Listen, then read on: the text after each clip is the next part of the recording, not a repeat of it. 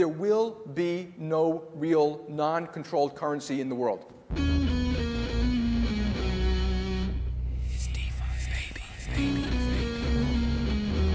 coming for you, banks. Listening to different podcasts, like in a whole different reality, which they think completely different things about Bitcoin. They have got my money in their banking system. I should be able to access it, right? Apple is live. There's a good number of fucking, like, pretty smart Bcashers. Hello and welcome back to the Bitcoin Cash podcast, following Bitcoin Cash on its rise to global reserve currency. This is episode number 147, BCHata and Endless Inflation, featuring Alex and Petya. Today is Sunday, the 6th of April, 2025. I'm your host, Jeremy. Jet is doing the producing, same as always. Quick check on the price. We're a bit wrecked this week, $294.58 USD. Down a little bit. One BTC sat buys 280.7 BCH sats, down slightly. One ETH, 599.6 megasats, up slightly. Selene, 30 days, about 800 users, and the Tokenaut TVL has hit 27,747 BCH. Our guests today are the Bachata dance teachers that we will be hosting at BLISS, who are going to come along and teach everyone how to look real cool, dance real slick, right? I don't know. Do you have a Bo Studios motto or something like that? Do you have a tagline? Feel good, look good. Oh, it sounds better good, every good, day. Good. Yeah. Okay. All right. Well, can workshop that. Anyway, it's Alex and Petya. Alex, how'd you get into Bitcoin? Well, I mean, it's how do I get into it? I think the properly getting into it was someone that used to come to my Bachata class was going, have you heard about Bitcoin Cash? It's nice and easy. Download this wallet. I'll send it to you.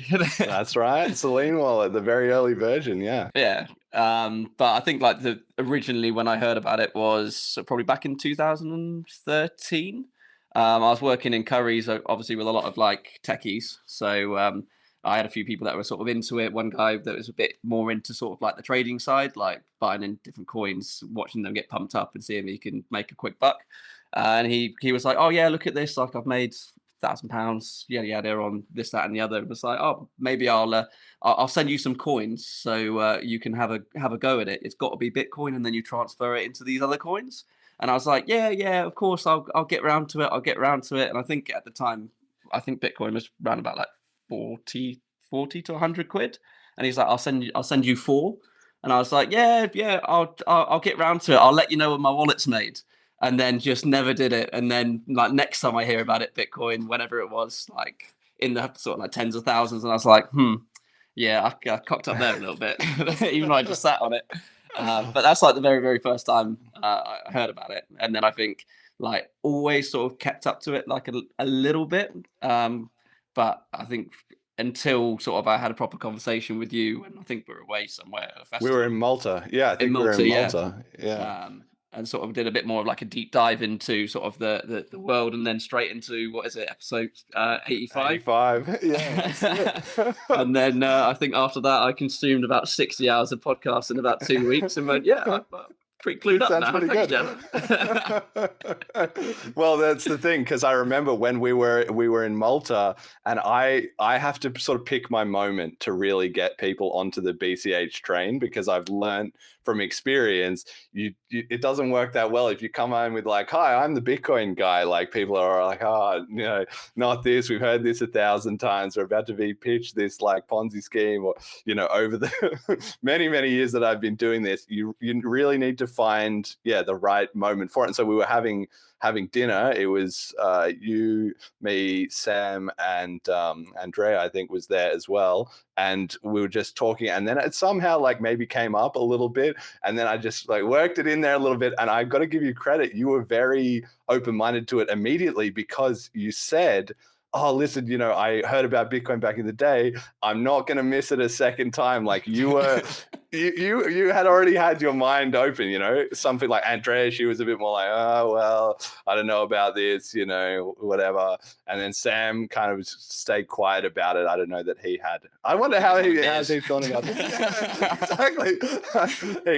he was busy drinking, but it was so cool, right? And then once I knew you were a bit interested, we tried it out a little bit. I paid you for a few of those Bachata classes, which I absolutely love doing. And of course, there'll be more of that at BLISS. And it's just really proving the concept that, to me, I found that really locks it in for people, because they hear so much about cryptocurrency. I mean, it's literally called cryptocurrency, but very few people actually make the effort to use it as a currency. And once you do, that connects with people a lot more strongly, and they then they see that you're serious, right? And you're not just trying to shill them something to make a quick buck. So yeah, I think that was really cool. And now it's come to this is part of my long-term plan to get the whole BCH community dancing bachata, because I love it so much. All right, so that's a brief intro to your story. Petya, what about you? How do you get into Bitcoin? Oh, it's funny you mentioned your origin story, because I've never told him that. But I actually, the first time I heard about it was at this international project I was doing abroad, and there was a guy who had like a Bitcoin wallet. I was like, oh, this new. That was 2014, 2015. You're an very early OG. days, All I right. guess. Yeah. It was like, there's this wallet, like, download the app and I'll send you some Bitcoin. And I actually did download it. And actually, I think he sent me like 1 Bitcoin or something at that time. But then I changed phones, I never really kind of picked up on it. And then I think when the bubble was happening around 2020, like everyone's talking about Bitcoin, I had a friend who was actually kind of practicing with like Bachata training, and he kind of got really into cryptocurrencies. So I was like, you know what? I personally don't have the time to do the research and like know what I'm doing. But because he was investing all that time, I said, how about I give you some money to invest on my behalf? But I think at that time, what he was interested in is sort of growing those small currencies with the hope that one day they'll be very valuable, and then you can make a profit on that. So I lost a little bit of money. Just a learning experience. Price you pay, No, as they say, you don't invest more than I know Then you can afford to lose. Yeah. More than you can afford to lose, and then more than you understand. So I know you're saying now. But it's just one of those that I was like, you know what, I'm happy I did it, because it was an astronomical amount, but it was a way for me to kind of get into it. And then 4 years later, I met this guy, and he was like, there's this really cool podcast about Bitcoin Cash, and I was like, Bitcoin Cash, what is that? And then similar story, podcast 85. He sent me a video of you sitting on the couch, like on the big doing my screen homework. watching. Yeah, that's amazing. Now, that's so. disclaimer, I haven't finished my homework. I have a good excuse. I've been teaching all weekend at the festival. Yes. And even better excuse is we have amazing sun in the UK, which never happens. Yes, got to make the most of it. But no, it's been interesting to kind of hear more about it and kind of see how much the community has grown, and everything that you've said. It's very interesting. So I look forward to learning more. Yes, and then you're both coming to teach at BLISS, so we'll talk about that in a second. But first, we've got to convince everyone why they should come to BLISS, not for the Bitcoin, never mind about that, but for the Bachata, which is the #1 main thing that we're going to be doing there. Only partially joking. So just for some background for the listeners to this show, they know that I've mentioned before on the show, I've been into dancing and all that kind of stuff, right? But they don't, I guess I've never really elaborated on it. Basically, I've always loved dancing. And then after the pandemic was kind of more wrapping up at the little sort of 2022 timeframe, I thought, let me do something social to meet some new people. I was in Bournemouth, and I didn't really know too many people. So I went out, I got into a local salsa class, and I really, really enjoyed it. And then once you're doing salsa, what happens is you discover this whole new world kind of opens up to you. And then you make some friends there, and then you get referred from one thing to another. And it was about probably a year after that, I think it was probably early 2023, that one guy said to me, you should you should try bachata. There's this guy Alex. He's teaching classes at what's the name of that pub? I forget, the one on the Christchurch Road. It's shut down now. Revs. Was it Barso? No, or Revs? no. It was Revs. Yeah, and so I was like, okay, I'll head over there. I took one class, and I'd been very intimidated before that. For people who don't know, if you go out dancing, like they'll often do a mix of different songs and styles. So when you start, you can only know one style, and they play another style, and you kind of have to sit down and be like, okay, I'm a bit out of my depth. Yeah, exactly. And I wasn't very in vogue with bachata. But anyway, I went along, and Alex, sold me on it pretty much instantly. And then Never look back to salsa since then. No, that's right. I was trying to tell my teacher today. To the dark side. Absolutely. I'm all in, and I absolutely love it. So that's my story with bachata, just briefly. Petya, what's your story? How did you get into dancing? How did you get into bachata? Oh gosh. For me, it was actually witnessing the magic of social dancing. I mean, all the benefits came in later on, but for me, I was at the entrepreneurship and sports project back in uni in Turkey, and we had like different people teaching different sports and styles and a little bit of dancing, a little bit of everything really. And one of the social nights, there was this guy who just grabbed the girl, and then they did a little bit of salsa. And I was like, what is this show? Did you guys choreograph and practice this? Like, it was amazing. Like, my mind was blown. I loved it. And then when they said, no, this is social dancing. What is social dancing? I've never heard of this term before. I never knew that this thing existed. In my head, dancing was always this beautifully choreographed kind of show, more like a show kind of experience. I never thought that you can just grab a stranger and have a shared experience together. So yeah, I got interested in that. Signed up for a course. It was salsa as well. Unfortunately, we all start there. Yeah. So we all start, I guess. But I feel like that's changed a little bit. Actually, a bit of disclaimer. I feel like some people actually get into bachata nowadays because bachata has become a lot more popular. But I think back in the days when I started 2016, bachata was this kind of other thing that salsa people did a little bit on the side. So it wasn't as popular. So yeah, I was a full-on salsera for a whole year. Like that was my jam. And then I actually moved to London, and this is where I saw the different sub-styles of bachata. So if you think of bachata as an umbrella term, now you have different sub-styles which are a lot more diverse. And this is where I kind of like felt more at home. I felt more connected to the music and the different styles. So yeah, so I never looked back after years. Amazing. Switched to bachata. That's it. And Alex, I actually don't know. I've heard you talk a little bit about this, but I don't know in detail. Hit me with the full story. How did you get into bachata? Yeah, so I think mine was like I came in late. I was not an early bloomer when it came to dancing, so I didn't start dancing till after COVID. Then obviously the only way you can get to bachata is I started with a 6-week salsa course. So yeah, that was with actually Enrique, to be fair. So did that. I think from like the 3rd week of when I was doing this course, I started going to socials. I just went full hell for leather straight in. And then sort of like same sort of thing. It's like few salsas are on, you give it a go, and then they start playing bachata and you're like, oh, what's this? And then they start playing kizomba and you're like, well, I'll just sit here for 20 minutes and wait for them to play salsa again, give me the trumpets. And then yeah, I think probably maybe about a month after I was dancing salsa, someone goes, oh, we're going to this class on a Friday night, which is bachata. And I was like, oh, fair enough, I'll come and learn that as well. And then I think by the time I started with bachata, I was like, right, this is a little bit more me. And then within sort of probably 2 months of dancing, I started going up to like festivals in London, just went abroad, and then went, you know what, this is something that I really enjoy doing. It's a great hobby. I've met loads of people. I've started traveling. And then from there, it was like, okay, well, I'm going to get better. Then from getting better, I was like, you know what, I actually want to start thinking about sort of making some money from this. So I'll start teaching just private lessons, everything, like just building on top. And then, yeah, where I've got today pretty much. And then you met me. How are we forgetting this milestone? Tell the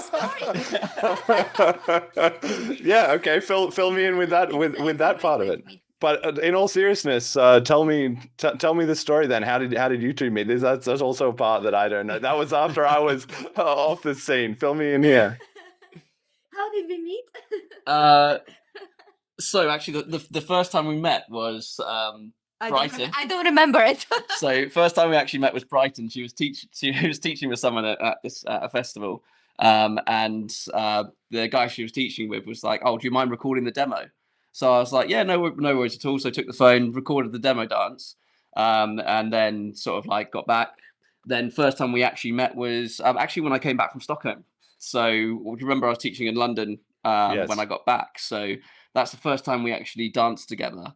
Then sort of exchanged. I think we followed each other just after that. Yeah, I think so. That was the first time like I met you, and then I saw you. Obviously, late. Actually, it was funny just to kind of track back. But I was watching some videos on my phone, and then I like went to that video. It's like, oh, I recorded that. I was like, no, you weren't there. And then we went and we found a video of him actually recording. So for me, that was like, for me, that was super funny. I didn't know that he was there. So, but then yeah, we kind of followed each other on Instagram, and then from there. Yeah, I think from there, obviously with the studios opening, we started like putting a lineup of people that we wanted down at the studios. So obviously Petya is the musicality queen of the UK, so we wanted her coming down to teach some musicality classes. Then sort of like from there had a really good chat. We sort of recorded a video together to obviously that's what dancers do, and then we put that out, and then.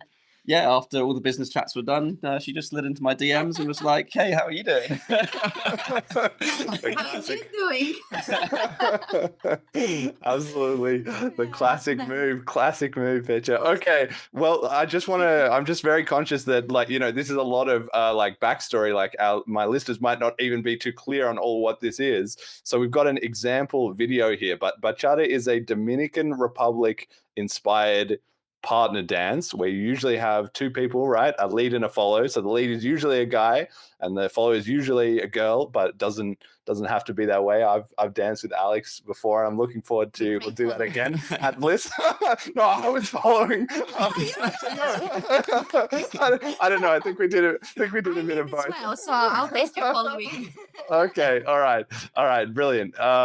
And it's a two-person dance, and like Petya says, it's like a social thing. So you literally can meet anybody else who does bachata and just say to them, "Hey, do you want to dance?" And just right there on the spot, there's no choreography. You don't need to plan anything. People do that, but you can just do it completely freestyle. And of course, once people get really good at it, they can do actually very impressive kind of dances from that. So I asked you two to come up with a video from a sort of famous bachata couple, which we'll play on the stream here, and maybe you can just commentate and walk us through what's actually happening here for people that have never seen what bachata looks like before. Okay, so running commentary. Great song, by the way.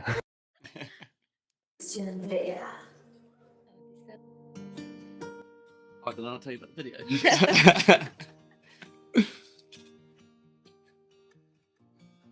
So it kind of starts off slow, right? The idea is to build connection because you don't want to just grab someone and just like start swinging them. You just want to build connection. This is also not what you're thrown into as a beginner. It is not come here, hug, let's do waves. So you've got this. There is some distance. So this is sort of the start of like the style that we'll dance, which is central bachata. So you've got Dominican bachata, which is like your original foundation, and then coming from there you go into your moderna, which is a bit more open hold, and then into your central. So like as they're breaking open now, this is back into a bit more moderna. This is where everyone starts, and then you sort of find your derivative from there on what you prefer, which is usually central. Yes. And so the music has a very distinctive style, right? Once you learn to hear it, you sort of hear it everywhere. But I remember the first time I heard it, I was like, I'd never heard this kind of music, or I didn't even know how to distinguish it from salsa or something. But once you hear that like beat, it's instantly a bachata song, right? So on the music, there is a particular instrument in bachata called the gira, which is quite unique. You don't have that instrument and that sound anywhere else. So once you obviously train your ear a little bit, that's something that when I do my musicality classes, we kind of break down the instruments, and that gives you like a tool set to kind of be able to distinguish and then be able to dance and know where you are. Is it salsa? Is it bachata? Is it kizomba? By understanding the structure and the instruments behind it. Yeah, so when we're watching like this video, for instance, there's been some controversy, I know, with some of the more famous bachata people in terms of if they're choreographing or scripting their dances. But in theory, and usually most of the time, this will just be off the cuff. And of course, for people that dance together a lot, they can build up a bit of a rhythm and they maybe know, the style of each other and stuff like that. But if you go to a bachata festival, people just dance together like this without any prep, and I think it's very visually impressive. Like that's something I've noticed if you dance with people like in the park or on the street or something like that, the amount of people that just stop and just watch are instantly like they're transfixed by it. Humans are very visual in that way, I don't know if you guys have a comment on that, but that's one of the things that strikes me the most about it, really. Yeah, I think like especially when it comes to social dancing, I've had the experience, and probably Jose, you've had the experience as well. It's the first time you see it, you might be looking at like a beginner or a high improver, and you're like, you're a professional. This is like insane. Like you're just turning her, and it's like only when you start doing it, you're like, oh, there is so much that is now possible, especially with like all the new concepts and the training that people are doing in dance. That there is so much possible what you can do just through connection, and just developing those techniques through like combining dances now with like bachata and Brazilian zouk. You've got different concepts from like loads of different styles, West Coast swing, all coming in to create this just sea of like inspiration when it comes down to dance. I was gonna say, like, I always compare it with like learning a new language. So obviously, when you're a beginner, just a few words in Spanish might sound very impressive to you. But like, the more you learn, the more you develop, you understand that by learning, leading, and following techniques, like the sky's the limit. And this is what we want to actually bring to Bliss as well, and just give people some leading and following techniques, so then they can straight away jump in and start dancing with each other. And if they're more interested, there's like so much that they can build up, and they can take it to a level up, that they want to. They can just do it for fun, or they can start training, and but it's just such a fun thing to do, and such a great way to connect with people from all ages, backgrounds. We have different religious views, different political views, but when you dance together, none of that matters, because it's just non-verbal communication and connection.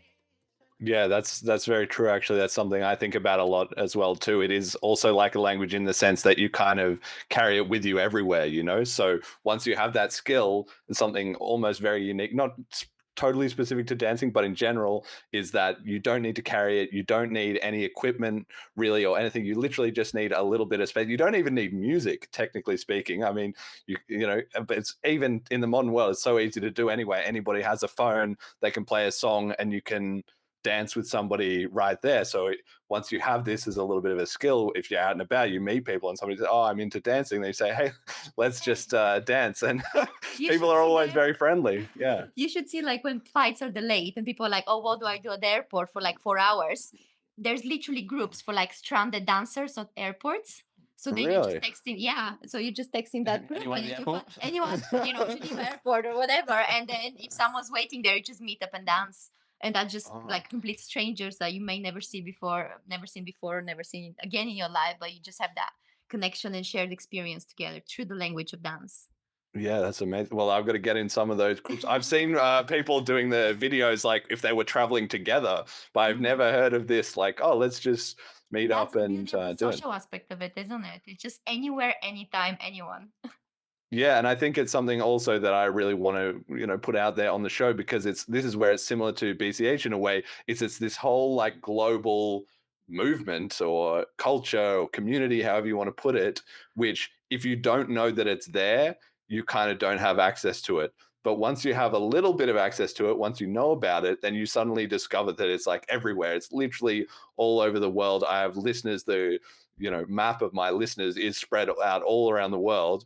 And they could probably, in almost any city, could look up in their local city or their local town or maybe a nearby city, there will almost for sure be bachata lessons and classes, or if not, there'll be salsa, or there'll be some kind of dancing studio or something. And if they go along, then that will just become something that they will have anywhere else you go in the world. If you're traveling for fun, or you're traveling to dance, or for whatever reason, it's the same with Bitcoin, right? Once you know that community and you dive into it a little bit, suddenly you find it everywhere when you didn't know before to look for it. Tell me a little bit about that aspect. Yeah. I was just gonna jump on something you said. The network is there, so you have so many people that have WhatsApp groups and like global groups. So whenever I see so many messages, oh, is there any dancing in Frankfurt tonight?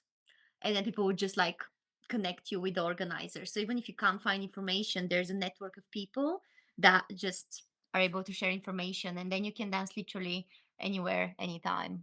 So it's truly global, as you said. Yeah, and so people then, once they get into it, like Alex, you said when you got into it, you just started traveling with it pretty quickly, but you don't have to do that. It's really very approachable to just, because some people might be more introverted or they haven't done anything like this before, right? It's actually not that intimidating, hopefully, or hopefully we can help explain, to just go along to a class and then within 5 minutes you'll already be dancing, right? How does that go down for somebody on their first time trying bachata? Yeah, I think like when you're coming to class for the first time, it's always that little bit daunting. So like going somewhere new, like you need to know where the venue is, but you sort of walk inside, and when it comes to like it's because it's such a community of people that want the community to grow.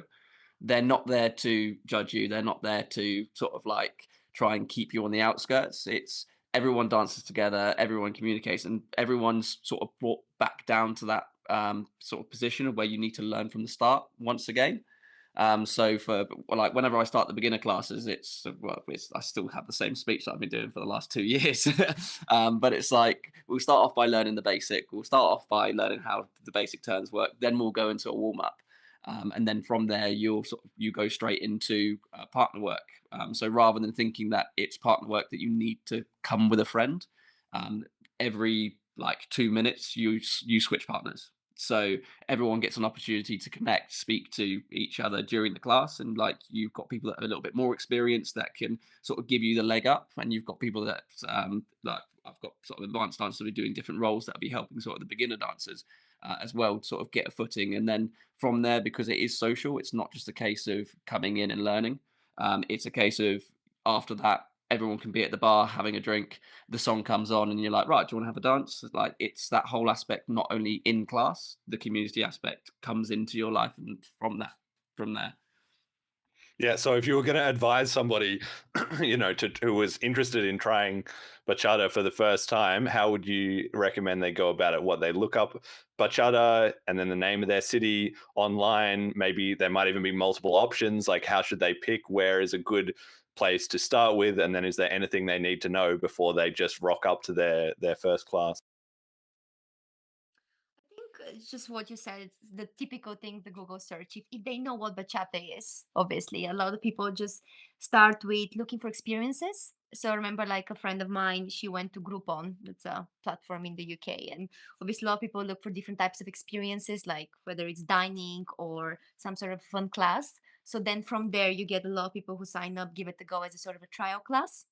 So usually these trial classes are quite cheap in order to get people to give it a go. And then from there, if you feel it's for you, if you feel the vibe, then you can sign up for either a progressive course, or you have your weekly nights.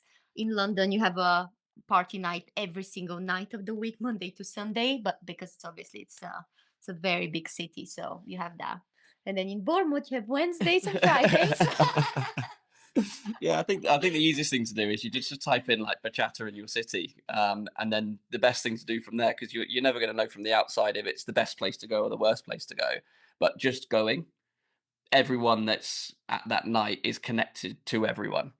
I think it's just a spiderweb network of people that I know someone that's at Bournemouth, who knows someone that's in Spain, who knows someone that's in Brazil, who knows someone, that everyone's connected through dancing. So regardless of if you go there and it's like let's say not the quietest night, they'll know what the busy night is, and then you go to that night and you just find where your sort of group is or your tribe is, and that's where you sort of stick and have a good time.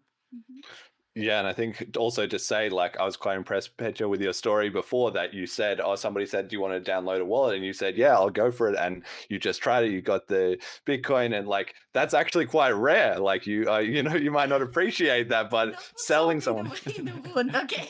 No. I could have been rich if I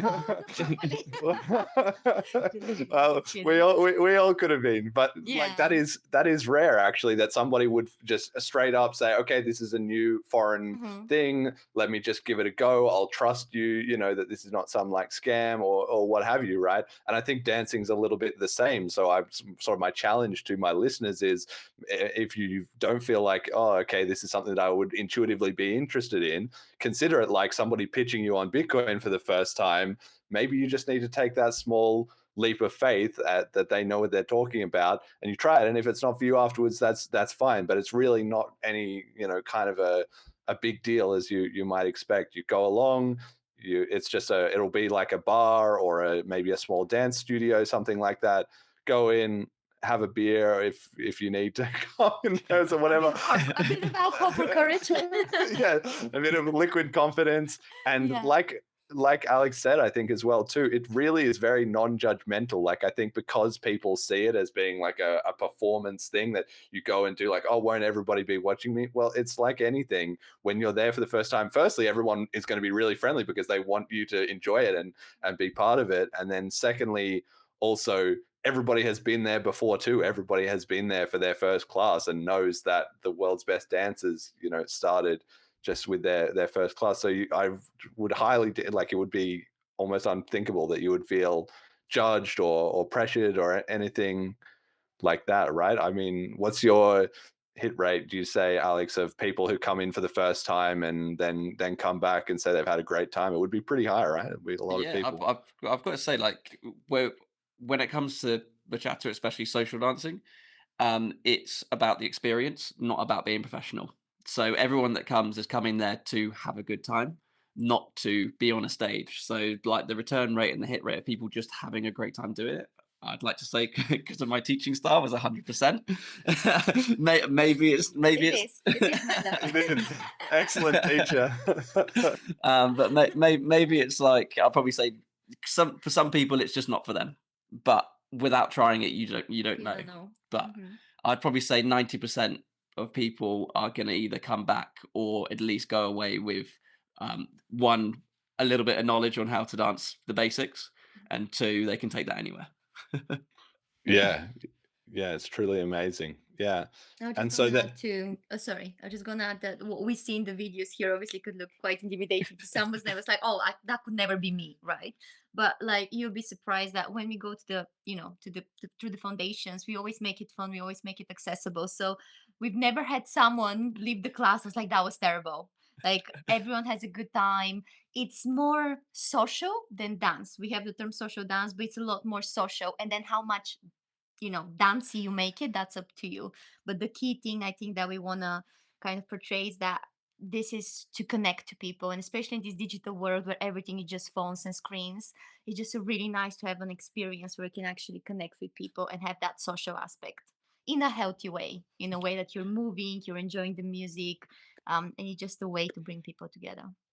Yeah, and like you say, I mean, I think that's something I've noticed a lot, is that today in the modern world, it's very rare to be in a room with more than 10 people, but even up to like hundreds of people, and not have people looking at their phones. That's something I've been blown away by, is at dance studios or at dance festivals, even with hundreds of people who are all, even the people who are not currently dancing, if they're standing at the side or whatever, people just chat. They're not like staring at their phone. And if they want to do that, they will like literally go outside or something, because it feels like you're disrupting the vibe of people actually being able to be social in a person-to-person kind of space like that. And that's something that we're really missing in the modern world, I think. So even just for that aspect alone, it's a very, very unique kind of thing, right?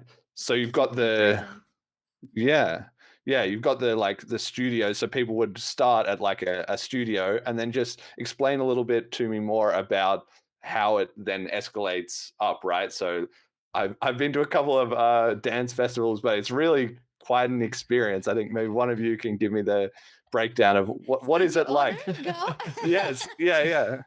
Yeah, so you start local.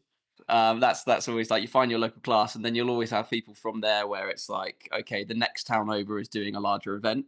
So I mean, your average class is maybe between sort of 20 to 50 people on the evening. Then your sort of like your more regional events could be like 100 people. So you'll have people travel from like anywhere up to 2 hours all to go dance at the same venue. And then you've got your national events, which are closer to like 500 to 1,000 people. And then you move into like your international festivals, which go up to like, I mean, if you look at Bachata and Ooh, thing, there's 5,000 people. 5,000 people in the same room dancing, no security, and everyone's having a good time. But it's just that you just get more and more confident. I think the more you want to learn and the more you want to like see like different teachers and like the people that we watch and we're inspired by, you have an opportunity to go and learn from them personally. So it's as easy as just booking a flight and being with a group of people that all have it's well think of it like bliss. You're going to a Exactly. you're going to a place where everyone's got a shared goal, and a shared passion, and they want to one improve themselves, to connect with the community, and then like continue their learning. So I think as you start as a beginner, it's just working your way through your confidence on traveling that little bit further, and then once you do it, it's you become a festival dancer. And then You you become addicted. Yes. Yes, it is definitely very, very addictive. I mean, I found it quite an experience because you, like you say, you start small, you just do a few of your classes, and then it's just going to happen naturally. Is that somebody's going to say to you like, "Hey, do you want to come along to this festival?" That was how I got into it. And then once you go along, like the way a festival typically runs is sort of it starts at, I don't know, what, midday or like 11. They usually don't start that early because dancers are up late, they'll sleep in, but they start in the afternoon. They do a bunch of 1 or 2 hour kind of classes with breaks for lunch and dinner, and then at about 7 o'clock, or maybe a little bit later, maybe 8 or 9, the social dancing kind of starts, where you just have all these hundreds of people that have come to the festival. So they've all spent all day meeting each other and learning new moves in the classes, and then it just goes from 9 o'clock until like 6 a.m. the next morning or something, in one big room. Like it could be like a gym or like a hotel ballroom or something like that. You have a DJ playing the bachata music mega loud, so it sounds really good because music sounds better when it's loud for some reason. And then you just like find people to dance with. Just every song, everybody just switches. So I mean, there's plenty of guys that need to find a girl and plenty of girls that need to find a guy, right? So you just find somebody and you just dance with them. Maybe you do a second dance if it was a really good one together, and just the time just like flies by while you're in that kind of zone. I don't know. Is there anything more you want to say I just feel like giving people a bit more of a sense of this community, progression, because that really struck me very strongly. Like you start with the small classes, but then you realize how big of a world it kind of opened up to you. Yeah. I mean, I think you've covered it. That's the sort of flow of a dance festival. The idea is that you learn during the day, and then you go out and you socialize and dance during the evening. And then a lot of dancers would sort of group up a little bit and have these like sort of mini parties when it's all about the social aspect and having fun and meeting people from all around the world and really connecting. As you said, it's the opposite of a digital experience. It's a very holistic, impersonal experience, and people get to a certain point where we talk about festival high, because you're so stimulated, because you're learning all day, like you're seeing different styles, different teachers, you're dancing all night, like you come out of a festival it's like full of good emotions, and it just charges you up for the whole week. It could be tiring, of course, if you don't manage your sleep and your time well, like I'll be honest, that happens. But if you kind of take it in a way that if you balance it out, then you can come out on oh my god, that was amazing, and I feel so energized, and I am excited, like I feel alive. And because it happens all around the world, like we've been saying, it's in all these different cities. So it's a great reason to get some friends together and then travel, go somewhere else. Then you have actually a reason to be there. So you're there, you're dancing, but maybe the day before or the day after you might be a bit tired, but the day before or at lunchtime or whatever, you can see some local spots as well. Like it's not something that you need to be there all day exactly. You kind of check in and out of it at your own different schedule. So I think it's pretty perfect. It becomes sort of a little bit of a lifestyle. And then like we've been talking about with bachata, it kind of overlaps with the other dance styles as well. So there's salsa, there's kizomba, zouk, tango. There's all these other different styles that you get into, and then you meet people from there, and it just, I don't know, it all just snowballs from there. Do you have any thoughts on the different dance styles? Again, this is pretty in the weeds, but why is bachata the best one?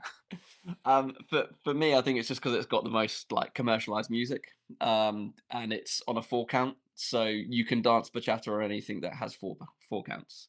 So even if you're not at, if you see any bachata dancer that's not at a bachata social, they go to a club, they get drunk, and they're like, "We can bachata to this." Like you'll be forever doing it, and it's just something that's like a party trick. But that's for me, that's why bachata's the best. But I've learned every other style, so it's worth learning everything. If there's only salsa in your area, do salsa because it's the same connection. It's the same sort of group of people and the same people, the same mindset. But if you can find bachata classes, find bachata classes. Petya, do you have a thought? Yeah. Um, I think for me it was the diversity of the dance because I started with salsa, but in terms of energy of the dance, like salsa is very sort of high energy all the time or most of the time, let's say. But what I found in bachata is there's a lot of dynamics in the music, especially modern bachata music, like we're talking about what artists are creating nowadays, which means that you're going on a journey throughout the dance, which means that if you're listening to the music and connecting to the music, which is something that I'm personally passionate about, is connecting dancers to the music and not just to doing moves, then it means that you can have that what we saw in the first video, that connection, slow build up in the intro section, in the introduction of the song. And then you go together on a journey when the energy is picking up. And what we do is we teach moves that correspond to that energy. So then it's like creating art together, which for me personally was a way for me to express myself and in a space where I felt very creative and very sort of energized by the music and the environment. Yeah, amazing. And this is why I obviously am big into bachata and even all the other dancing as well too. I'm a bit of a quiet zouk fan as well. But I feel like this is a huge opportunity for the Bitcoin Cash community, right? I'm always trying to work some angle in there because to me it seems like a perfect match. So the dance community is very international. They're very open-minded.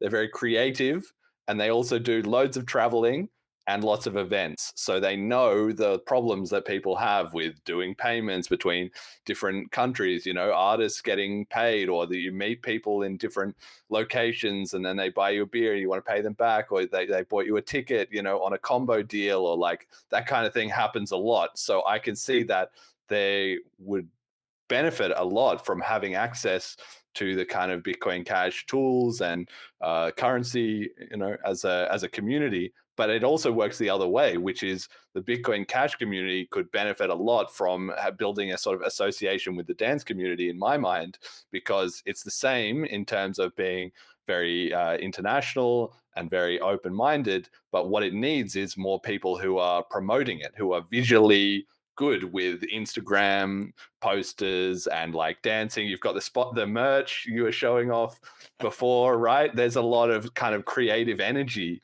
in that, where the BCH community as it is at the moment, because it's still quite small, is quite technical, right? So I think that's a really strong combination that we can hopefully mix together, and that's why I've got bachata happening at BLISS, because I'm hoping, again, it will just be small to start, but I'm hoping we can create a small link there and then grow it as time goes on. So I don't know if either of you have thoughts about that. Alex, from your observation of the BCH community, can you see this being you know, good combo here, or am I raving mad? Nah, I definitely don't think you're raving mad. So I think dancing's for everyone.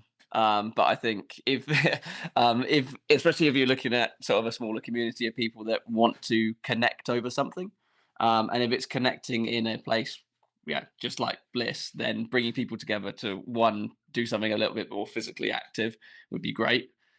But I think from like the dancing community, there's so many people with open minds that want to have conversations. And like, for example, when we're talking about traveling at festivals, the amount of times the same way that you hooked me in,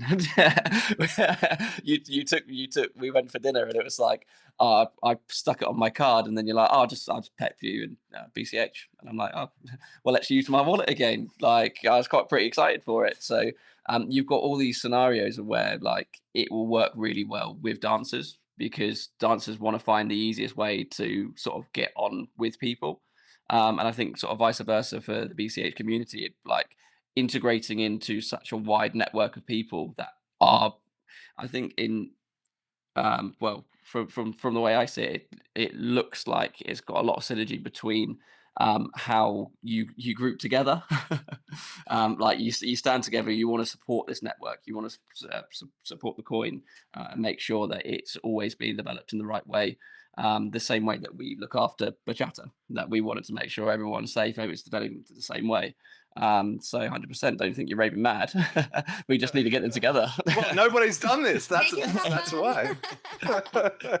That's why I don't know. I mean, I'm not unfamiliar with this, feeling, but I just think like cryptocurrency has been going now for 16 years, right? And it's not something that's already happened. I've never heard of anything like that. Any dance event accepting crypto payments, any of the big dance influencers talking about it. I've never seen any merch, or even when I've been there, somebody wearing a cryptocurrency shirt or something like that. That's another thing that the dance community is really good with, like fashion and branding, right? So when you first get into it, okay, just show up to your local class and just like worry about that. But then once you go to the festivals, they do like themed nights and people dress up and all that. So it just seems like such a good overlap, but nobody is really jumped on this yet. So I'm just wondering, like, why that is. Maybe just nobody's seen this crossover yet. Well, I feel like I can hop in here on this one. Yeah, let's get your thoughts. It's because the cryptocurrency crowd, for the most part, especially for something as like technically focused as Bliss, is a bunch of nerds. They're already like Yes. they're all awkward. But that's the thing. Exactly. Well, that's true. But cryptocurrency as a whole, right, is a pretty big thing. And nowadays you can go to any kind of event or anything, and there'll be somebody who's got, sometimes they don't even know what it means. They just know, oh, this is the cool thing. So I've got a Bitcoin logo on my, backpack or whatever, right? But I just feel like, yeah, it's such an underexploited. That's the thing as well. Demographically, I feel like it's kind of a good match, right? Because with it's got that same philosophy that everyone can be involved, and the more people you get involved from any background, both with dancing or with Bitcoin, it makes the whole thing stronger, because it's an open thing. Anybody can come to it and contribute. It doesn't need to be about creating barriers, or it's like a universal language in the same way. So yeah, that's why I feel like it has a lot of potential, but we haven't seen that so much. So I'm starting this with Bliss. So this is our shill section to everybody that we've been doing on all the recent episodes. Come to Bliss. It's on May 13th to the 15th.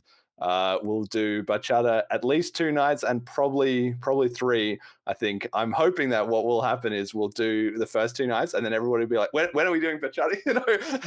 I think we might be able to build up some excitement for that. You can go to tapswap.cash and grab your Velmas. So just to give us some color on that, then Alex, maybe you can walk us through like what would a typical lesson, you already sort of mentioned it before, but for people who are going to be at Bliss, what can they kind of expect? So lesson wise, I think it depends on how many lessons we're doing, and if we're going to stay with the same people for the whole time through. But start off nice and easy. Every single session is just compounding basics, like how Bachata. If you can 2-step, you can do Bachata. It's 2 steps to the side and a tap. The foot you tap with is the foot that you move next, and you move back the opposite direction. So you start off with your basics, your turns, and then just starting off with, can we move to the music? What is the music? Identifying when you need to tap and when you need to move, and then getting into partner work. And then you start off nice and easy, just turning your partner like you would see on any dance floor from anyone that's never learned how to dance, to then learning sort of the basic shapes, the basic motions on what the leader is preparing and leading your partner into the steps, and the followers being receptive in taking on board what the leader wants and deciding, am I going to go along with it or not? And then sort of building up sort of like a basic routine that you can take to any dance floor, and lead anyone through. And then every lesson on top of that is just different motions, different moves, compounding the same techniques until you get to the stage of where you can dance a full song without thinking. And but some takes a little bit longer for some people than others, but it really doesn't take as long as you think it does. Yeah. Yeah, so it's really just as simple as like, yeah, people in pairs, kind of in a big circle. Two of you are going to be in the middle, kind of demonstrating, so everybody can just follow along step by step. And like you said, you sort of build people up through a basic, let's say 20 or 30 seconds maybe of different moves.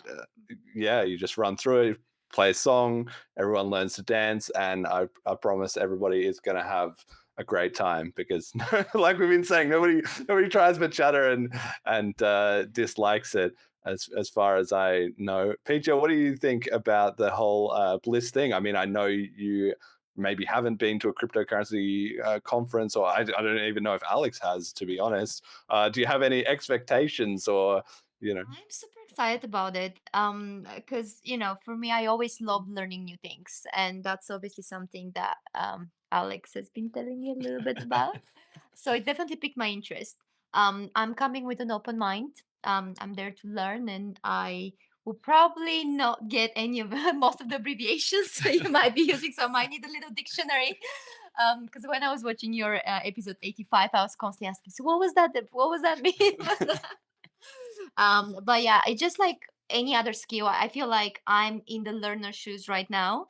So it's just about kind of sticking with the uncomfortableness of learning something new and be not knowing what's happening. But like the more you stick with it, the more comfortable you feel. And it's the same when they come to us. Like they may be a bit self-conscious, but we'll make sure we break that ice, and we all have fun, and we just kind of connect with ourselves and with our partners, and just enjoy the process. Don't think of it so much as that's another lecture I need to take, or another section, and I need to learn these moves, and it's gonna be so stressful on my mind. The way we teach dance is where people can really learn, but also have a great time. So they live with a smile on their face and like feeling recharged. And some way to look cool at the party. Exactly. Well, this is exactly it, right? So BLISS kind of operates sort of fairly similar to a dance conference. Maybe a dance festival. Maybe it starts a little bit earlier, but we start at 9, kind of during the day, when you would have the dance lessons. We have the talks. So this year we've got a bit of a mix. We've got some technical talks and some kind of non-technical talks, right? Then in the afternoon, then you have a bit of a break for lunch and all that, right? And then in the afternoon, it's a bit more kind of hands-on, like you would do at a festival. Once the kind of workshops are over and people have a bit of social dancing amongst themselves, similar story. We have different projects that are there that have a booth. Maybe you can go talk to them. They explain to you, this is what we're building. This is how it works. Here's how you can try it. Let me sell you some merch, etc. And you can obviously be, pitching yourselves there as well to people. So it's a bit of like a open kind of innovation conversation. And then you have a bit of dinner, have a bit of a break, and then in the evening, some kind of like social event. That's where we'll work in the bachata with the a few other ideas. We have people can try that out. People can be, having some drinks if they want to. They don't have to. It's just kind of social, sometimes people break off into different groups or what have you, and everybody has a great time. Really, it's as sounds great simple to as me. that. You get a holiday. You get a holiday to Ljubljana as well too. Have you been to Slovenia? I've passed through. I did a little road trip with a few girlfriends a few years back. So I've passed through for a couple of hours. And I have to say, it's a beautiful city. So everyone that's coming, I think you're going to enjoy the sightseeing side of it as well. I remember there was like a river coming through and quite a nice vibe. So I think you've chosen a great location for the conference. Yes. Well, part of the reason that we chose it is because actually a lot of those restaurants and stuff, they accept BCH because the merchant terminal provider there, they have added a BCH integration. So you can actually go to loads of the restaurants and stuff, and they just have a little button there for Bitcoin. So you just ask, say, paying Bitcoin, and bam, you're eating your dinner or your lunch in BCH as well too, which is really cool because the whole point is we want people to actually pay for their flights in BCH, come there while you're at the event, you pay for the hotel in BCH, you pay for your beers, pay for your BLISS, Bachata dance class, whatever. Exactly. Everything just in BCH. And it gives people a little window into like what the kind of future that we're trying to create is, where you would have the whole world operating like that. And honestly, everybody uses money every day, right? It doesn't need to be it's the same as dance. Like everybody's walking around, everybody can dance every single day. Everyone pays someone every single day. So it doesn't need to be a huge, big foreign concept, but just sometimes giving people that personal experience just breaks down all the barriers that they had beforehand, I think. So that's kind of part of the intention of the event. All right. Anything else you wanted to say to pitch people on BLISS or on Bachata or on dancing before we move on? What would you say if somebody was like, "Yeah, okay, this all sounds great, but I'm still a little bit unsure." How would you hook them in to get them over the line? Well, hook them in to get over the line. I think well, just saying what Jed said. It's I think maybe probably about 60% of my students are oddballs, so it's finding the tribe and being together. Like just give it a go. Like if you don't like it and you've tried it, I'll try and convince you again. But it will come around when bachata is danced by every single person in the world. There will be a flippening. Exactly. You're afraid that you didn't join earlier. You get massive FOMO. Yeah. No, but if you can come to BLISS, it's a great opportunity to one, try it, but two, try it with your community that you already feel safe with. So it's security on security, and if you like it at BLISS, then 100% find it somewhere local, and then just see where it takes you. Amazing. Okay, all right. Well, that's the end of our BLISS chill section for the week. Podcast listeners have been, subjected to that every week until the event, but it's getting close. It's only 5 weeks away, and then afterwards we'll cool it on that. Okay, in more sort of down. I don't know. What do you say? Less negative. News, I guess. This is all trying to create some fun in a world that is seemingly heading a bit in the wrong direction on the economic front. So in the last week, we've had gold has now surpassed $100,000 for a kilo of gold in the first time that's ever happened, and inflation has become a huge story that is sort of trending in people's minds all around the world. Now, I know both of you said that you've been aware of Bitcoin for over a decade, and I was curious how you feel the public perception has shifted in that time, because when I was first pitching people on Bitcoin more than a decade ago, there was so many elements you had to get them over, right? They'd never heard of it, so it was unfamiliar, and then they didn't like it, or maybe they saw a negative news headline, so then that didn't help, and then they kind of sort of thought, what's the point? I already have my cash, and what is even the point of this? But as time has gone on, inflation has now become a real reality to people, whereas they used to think, okay, prices go up a little bit, that's just kind of like the weather or something, it just happens. I think especially for people under the age of 40 now are very, very aware of how their purchasing power is being eroded, because you're trying to get into your career, you're trying to build up some savings or whatever, and the stats are just insane on how people under like 40 have the lowest percentage share of wealth that of any of the past generations. Basically, it's harder than ever to get started and find a niche, whether that's because we're in a more globalized world now, or because the just endless money printing of fiat currency is destroying people's savings, and it's you can't necessarily protect it with assets. So I feel like, and obviously we follow it continuously on this show, Bitcoin has now been accepted into the mainstream as something that's not going away and something that's there, but at the same time it hasn't hit a tipping point of everybody FOMOing into it, right? But I'm just curious what your perspective has been on following it, maybe among your friends and family, as well as your own journey, right? Yeah, I think when you look at it from sort of like the outside perspective, if you're not inside the community, you hear Bitcoin, and the first thing you think is like, "Oh, get rich quick." Like, I think a lot of the general public don't look at it from a sense of that it's a system that for peer-to-peer transactions, and it's an investment. So if it's something that you're just going to buy and sit on, then it's like having a commodity rather than. So I mean, you can look at something. So you look at it like gold. Like if someone's just going to sit and wait for the price of gold to go up, yeah, you're going to make more. You're going to make money out of it. But is it what you're trying to sort of steer away from, which is your, like, as you say, like fiat, just printing money on money on money, which is just going to forever put the what you've got in your bank down. Whereas if you can move into a system where it is that peer-to-peer transaction with the coins, then it's going to make it one easier for well, I know for me as a dancer to sort of send money between sort of different currencies, because everything now has a fee. You look at everything in the UK, especially since COVID, everything is now card only. I mean, I run a business, so every transaction that I now do that I pay to someone or they pay me, everything has a fee, and then usually it's a fee on a fee on a fee.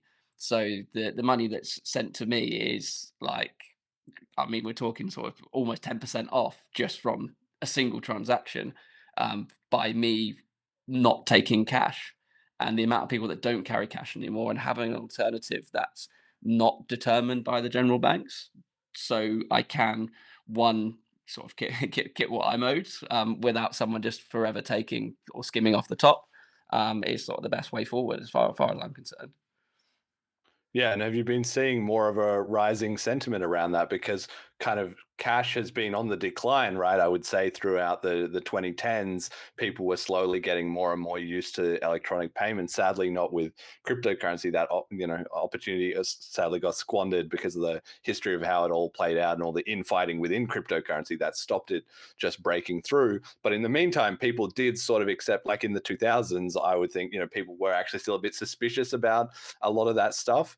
But over time, of course, people get used to it. So now, like, tap to pay is just everywhere in the UK, right? And people just take it for granted that that's it. And people have even, I think, lost a bit of a sense of it feeling important in their financial privacy. Like, we're just so accustomed to all of our financial transactions being monitored, and, like you said, just middlemen fees. Whether it's, of course, there's now the banking apps have improved, and there's all these services like Revolut and TransferWise and stuff like that. But people just kind of take it as the way of the world, that you have to pay a fee on all that. But that money's all going to somewhere. They've got it set up to earn that middleman rent, as such as it is. And I think people are really starting to question it, because as the financial pressure on individuals ramps up, then the value of that smaller amount, it's not like something you can just write off and think, oh, okay. It really matters to people. What do you think? I mean, I was just gonna add to something that he said. Is for me, like, my struggle is with the control. The fact that I can't just go to the bank and take money out. Like, I remember I had to, so because I'm originally from Bulgaria, we had a property there and I wanted to do some renovations. So I needed to take like a few grand of my account, and I got questioned on that. And it was just the whole process behind it. And at the end of the day, this is your money. So you should be able to have the freedom to use them as you want. So obviously you have the fee side of it, but also you have the control side of it, which I think is, it's frustrating. Yeah, it often takes people some kind of personal experience like that before they clue into it. Obviously, it depends what country you're from, right? But I know in Australia and then also in the UK, people by default don't really realize because the economy that they come from already has access to a lot of global markets. Like if you're a teenager or you're an adult and you decide, oh, I want to invest in the stock market or something like that, you can probably do it. Even now, cryptocurrencies, you want to get into it, those kind of services and tools will be available. But it's only once people have a problem that they suddenly realize, like, oh, okay, maybe this isn't just as straightforward as I signed up, it's my money and I can do what I want. No, you've put it into somebody else's hands, and eventually that person exerts a bit of control on of their own. So we've got an example of that. There was a guy who went viral in the last 2 weeks from the UK after finding that he couldn't withdraw some money from the bank to buy a motorbike. So let's have a bit of a listen to his experience. I'm now in Santander Bank, right? What are you doing, sir? I'm filming you and I'm recording this conversation. I'm coming to the bank to withdraw £2,500. Are you going to let me? I've got £11,500 in my account. Are you going to let me? Are you going to let me to have the money or not?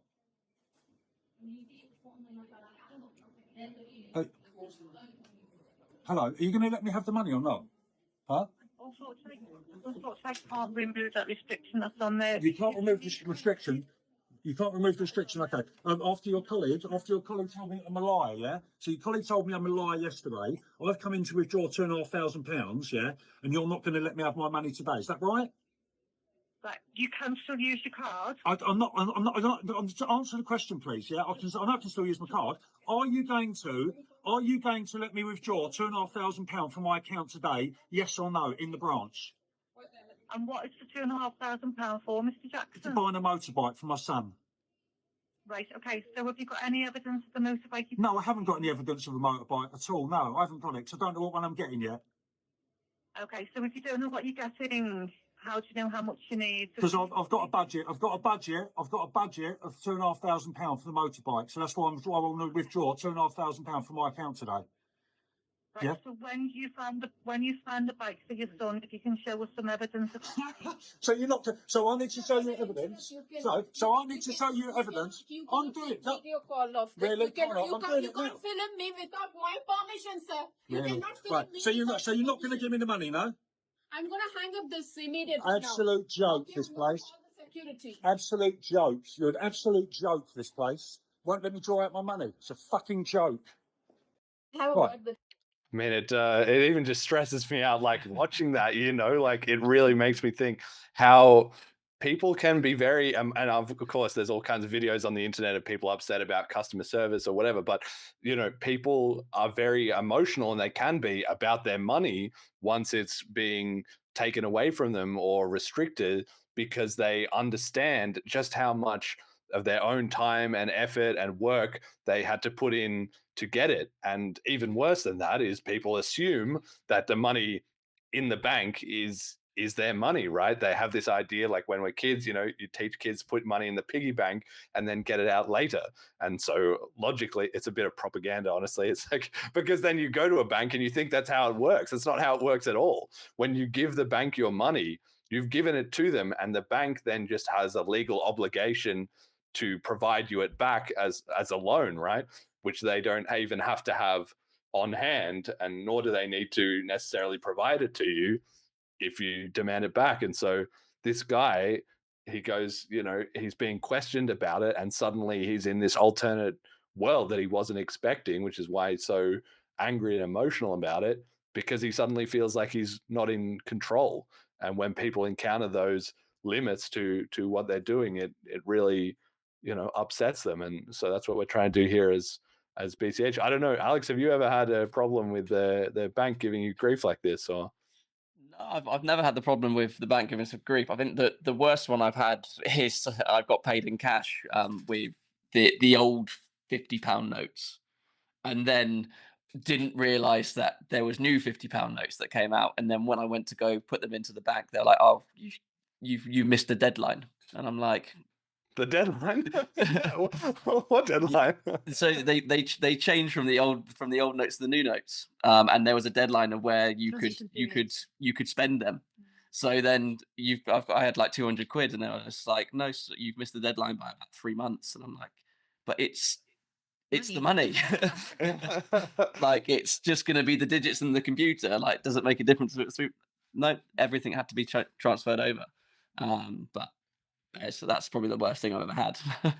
Rugged. Wow, geez. And of course they do that deliberately, right? It's not just like an accident that they're like, oh, these notes are old, so we got to get rid of them. No, of course they want to bring in a new series of serially stamped numbers, that they can track fresh into the economy. It's not just like, oh, whoops, we needed some more. It wasn't you coming in saying, oh, my notes that you sometimes you can trade in the old notes that are a bit tattered and get some new ones. It wasn't you wanting to do that. They were like, oh, we've just unilaterally decided that your money is no longer valid, or your currency and your notes and all this stuff. And I just think it's so fascinating because it's something, again, that 15 or 20 years ago, if you were saying, look, the banking system is trying to take control over people and it will arbitrarily restrict people and so forth, that would have been looked at like some insane conspiracy theory. What are you talking about?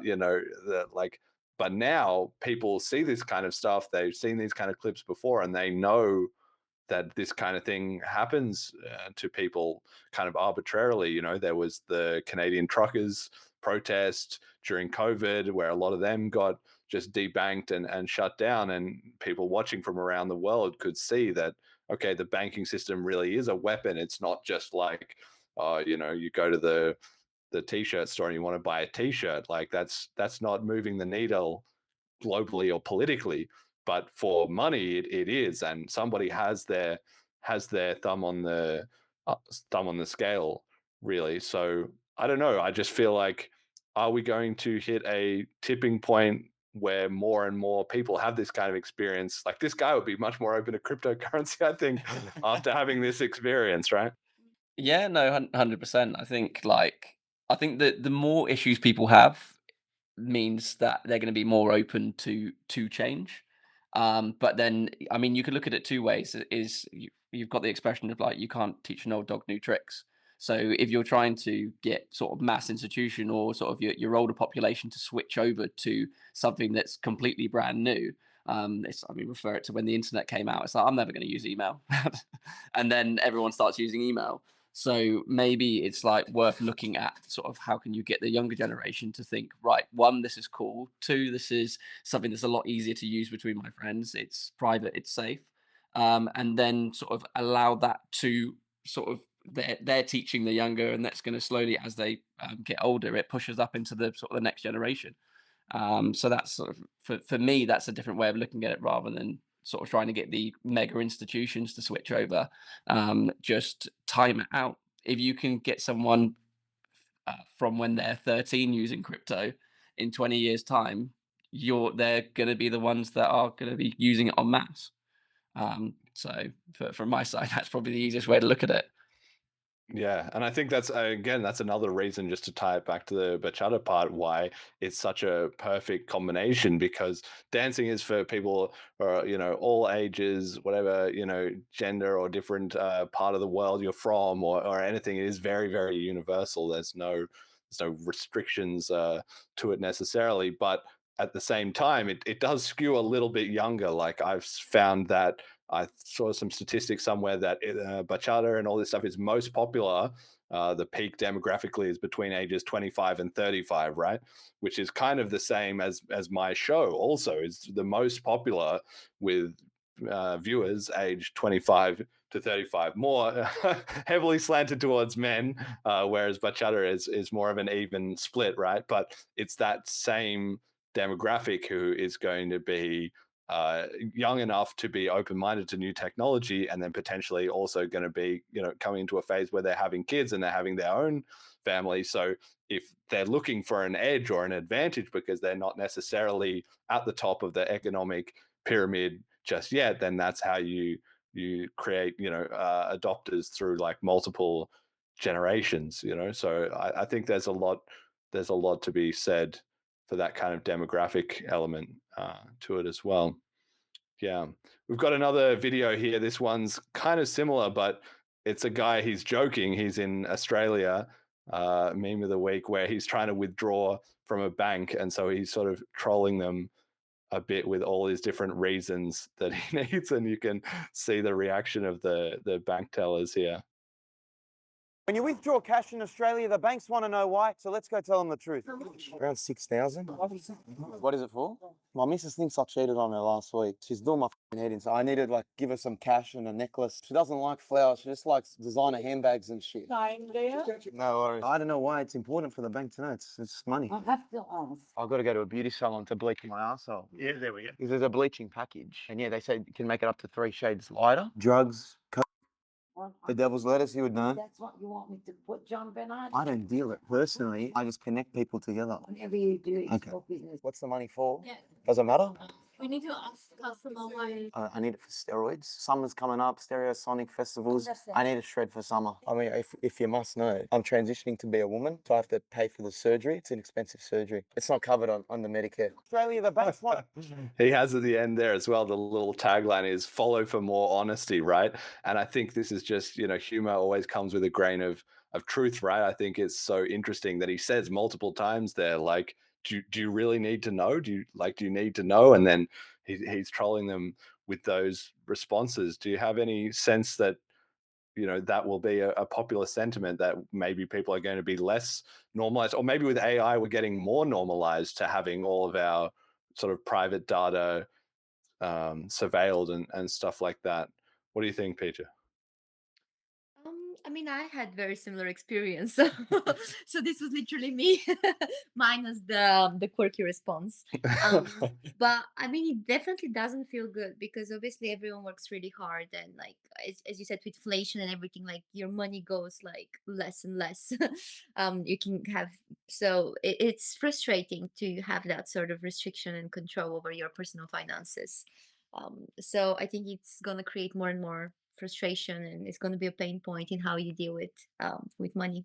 So potentially I would be open to explore a pain-free Yes. method to deal with transactions. I'd be Yeah. interested to see if it's on the bank's like training manual. Anyone asks for money must ask them applicable answers. If they don't give answer, don't give money. Like, it'd be interesting to see if that's in their training manual or it's just a case of they've been advised to ask. The same way, like Yeah. every time you go, oh, just so you know, this call's recorded for training and monitoring purposes. Just Like, put it you in your have to ask mind. the question. But if is there something in their training that says like if they answer this or don't give this response, you don't give them money? I think that's like more of an interesting question to find out. Yeah, well, as part of it is also about the limits, right? Like, now you say there's people trying to withdraw a couple $1,000s. If you roll it back a few years, maybe the limit was $10,000 or $20,000. This default suspicion on people taking out amounts in cash has been ramped up by a combination of the limits going lower for them to ask about. Now it will even just be a couple $1,000 or a couple £1,000, at the same time as the inflation means that amount of money is worth less.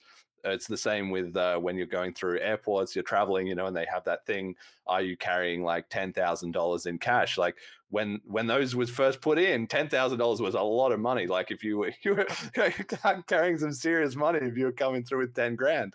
But nowadays, like, relatively speaking, that's nowhere near as much. And those things don't get adjusted. It's not like they're coming like, oh, well, we've had 200% inflation over the last 2 decades. Let's just increase it up to 25,000. No, just silently the control becomes ever more oppressive, right? So Yeah, but the controls come more on cash. But then you look at like paying card. It started off with like you could pay 20 quid on a tapless and now it's gone up to 50 quid, and then it was 100 quid, and now with your iPhone, it's whatever you want to spend, up to however many thousands of pretties. I'm sure as long as your Face ID works, you can spend it. But you'll get questioned to take out $1,000 from your bank account. yeah, exactly. Exactly. Anyway, I mean, it's something we discuss on this show a little bit, and even I am not necessarily sure how much this is like some big, coordinated plot to take over the world, and how much it's just the result of changing technology, right? And so then people naturally, if you can record things, you will, and the law is biased in the direction of saying, well, why would we let people get away with sort of quote unquote suspicious activity? But the definition of that just gets expanded naturally over time until the release valve is something like cryptocurrency. So I just find it fascinating to observe as time goes on that maybe these kind of meme clips and so forth does make people more open-minded to crypto and to Bitcoin Cash. Certainly, I've been finding that. Okay, we got community comment of the week, another little video here from Jack Dorsey, famous for owning and then mass censoring Twitter. Now, he has spent many years saying how Bitcoin is this great revolutionary thing, especially on the BTC side, but still refuses to implement it for payments on his own platform. So who knows how authentic he is in that regard. But he made some comments about this that got a lot of traction this week. So let's have a listen to what he had to say. Forward to the future, and Bitcoin has failed. How did it fail? I think it fails through irrelevance. Like it fails to be relevant to people on a daily basis. If it just ends up being store value and nothing more, I don't think it gains relevance at all. Like I think it has to be payments for it to be relevant on the everyday. Otherwise, it's just something you kind of buy and forget and only use in emergency situations or when you want to get liquid again. So I think if it doesn't transition to payments and find that everyday use case, it just gets increasingly irrelevant. And that's failure to me. So this is the classic BCH line, the Bitcoin Cash community. It's literally in the name Cash. It's in the white paper, electronic payments, peer-to-peer cash. If people don't use it or lose it, right? If people are not making payments in cryptocurrency, then it just becomes this segmented off thing that you can speculate on as a commodity. I don't know if either of you have thoughts about is that maybe what's happening, like in the degree that you've seen people talking about Bitcoin and using it just like as a commodity, has that in some ways helped it gain legitimacy, but also does it mean that people will dismiss it or write it off? Or do you think that we'll see more people like Jack coming out and saying, guys, we've got to use this as a currency? Is it time that everybody understands cryptocurrency is valuable and now I'll actually accept payments in it? What do you think? I mean, it's one of those things. Like, if you're, what's the best way to phrase this? Like, if you're just gonna have something and keep it, you're never gonna be able to let's call it flex with it. So when I picture someone that wants to be a millionaire, they want to be a millionaire so they can have nice things. So they need to spend money to have nice things. But if they're spending money but they're storing crypto, is crypto being used as cash or a commodity? So it's like, how do you have that switch of where people see that you have, okay, so like if you had one Bitcoin BTC at the moment, I'm not sure what the value is completely at the moment, but that go back 10 years ago was worth half as much.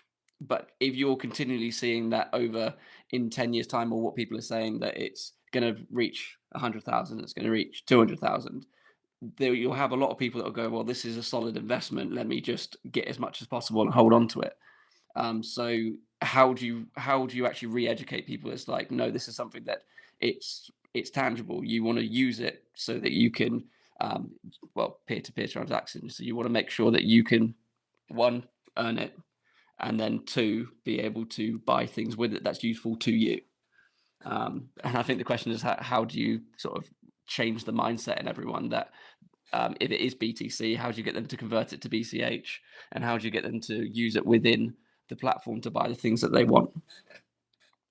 Yeah, I mean, that's what we've been seeing. Like, it's in a way, it's almost sad to see this kind of stuff coming out from Jack, because this is what the BCH community has been saying all this time. You know, we just don't have the people with the clout that he does saying these things. And it's like, after you've been saying for year after year after year after year after year, it's like, finally is the ship starting to come in? Are people starting to listen? I mean, this show is growing, right? So it's a good sign that people are starting to get there.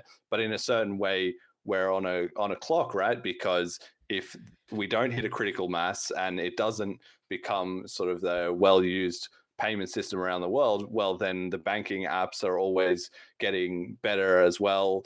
And maybe some other, CBDC is introduced, right? Maybe the government comes up with their new digital currency, which they then present to everybody as the solution. So all the legitimacy that we've built for digital payments then gets kind of co-opted by a central bank inspired version. Petya, have you seen any stuff about CBDCs, or do you hear people talking about that?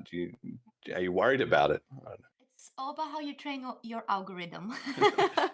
I would say this, because it just takes one person to tell you about it, then just watch one video, and then you get more and more educated. So I think, in a sense, posts like that potentially go viral and reach sort of the wider audience could be helpful to open up the eyes, and then people get a little bit more interested in it, and then from that they can get a little bit more relevant information and then open their eyes.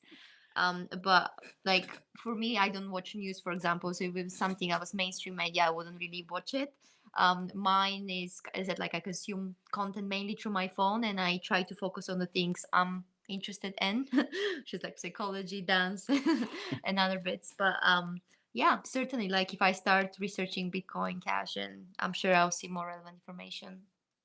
So you haven't heard anything then, because this CBDC stuff, it's not even necessarily so much in the mainstream media, but maybe in the alternative media a little bit. We've been following it on the show, again, just through those small clips that come up as to like whether or not one day it will be like, here's the new digital euro, or here's the, like in China, they already have a very extensive system of that. But it's just interesting to monitor, how worried people are about that, because they can come to BCH because it looks fun and cool and everybody's dancing bachata, or they can come because their bank is cutting them off and they're being railroaded into using a new digital system that tracks everything that they do that they don't want to be a part of, right? So it can be the kind of the carrot or the stick, and we have to follow both parts. But that's quite interesting that if you haven't seen too much of it, it's not a necessarily big story. Personal experience, isn't it? It's just one of those of what reached my phone at the end of the day.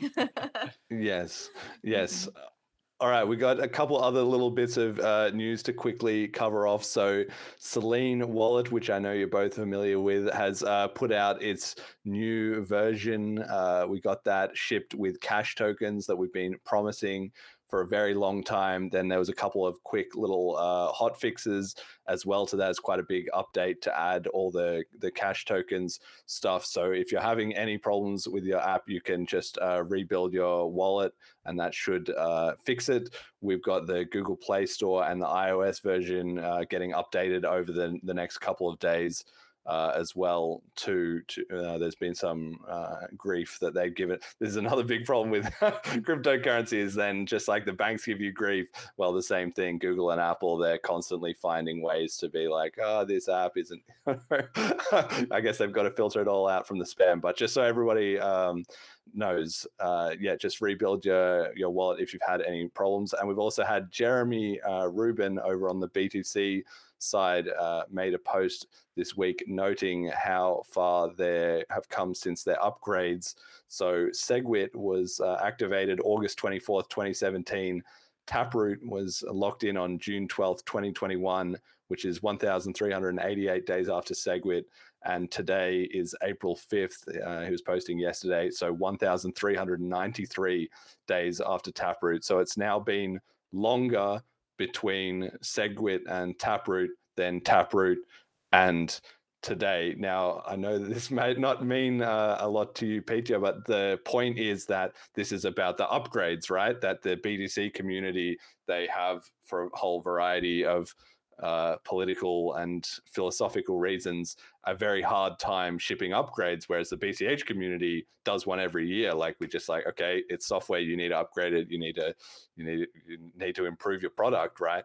And that's what we'll be doing at BLISS. Now, I don't think it's a bit anticlimactic. Like when you're there, I mean, I think everybody will be excited, but it's not like there's some big signal or anything like that. It's just kind of like, well, our currency has upgraded, but yet again, this is just a running theme we've had on the show, that the BTC community have been struggling to run updates, and we follow it quite closely. They're like our cousins that we need to keep an eye on. Right. Yeah, exactly. So I don't know, Alex, you've been following as well a lot of my episodes. I don't know if you have any commentary about that. Am I generally accurate in my predictions of whether or not they're gonna ship or not? Wait, just clarify the actual question. Yeah. So like, Yes, he's you've been right with the answer. I know you're always right. No, I'm just saying, because you've been following the show a little bit more closely, and I'm always, pointing out these things. Oh, they're not doing that. They're not doing that. Does that generally ring true to you, or do you think it doesn't matter if they don't ever make any updates? Who cares, right? Yeah, I think from sort of the BTC side, it's gone away. From what I can see, it's gone away from like trying to make a network that works. I mean, that could be to do with block size, but it's a whole nother conversation, isn't it? But it's I think at the end of the day, there's too many cooks in the kitchen that want to, one, keep it unchanged, and two, make the minimal changes that everyone's happy with. So I think you're pretty spot on.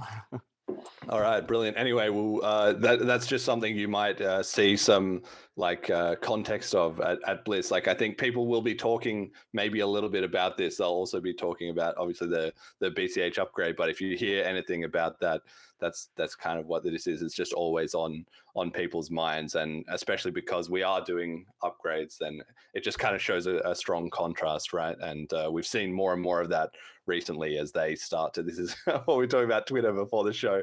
This is what goes on, this constant back and forth, as it's like, well, we're shipping another upgrade, and then they're kind of like, shit, well, we can't. So it is what it is. Okay, I've got one more meme of the week here.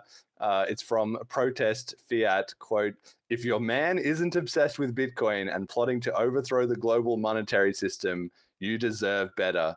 End quote. Well. There we go. That's what I was hoping to see.